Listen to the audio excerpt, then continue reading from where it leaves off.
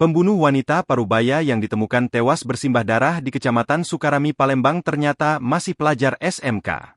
Kapolsek Sukarami Kompol Alex Andrian mengatakan, pelaku ditangkap kurang lebih 4 jam setelah kejadian.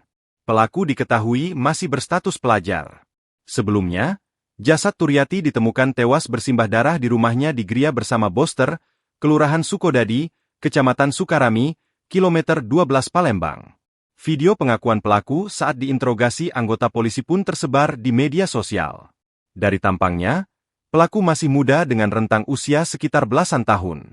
Saat ditanya oleh petugas di dalam sebuah mobil, pelaku mengaku nekat melakukan aksinya lantaran sakit hati dengan ucapan korban dan tidak diberi utang rokok di warung korban. Setelah tidak diberi utang rokok, pelaku duduk di depan rumah korban, tapi ia mendengar korban masih berkata-kata yang membuatnya terpancing emosi. Pelaku tersulut emosi dan akhirnya masuk ke dalam rumah ketika korban berjalan hendak ke dapur, lalu pelaku mencekik korban hingga terjatuh dan pingsan.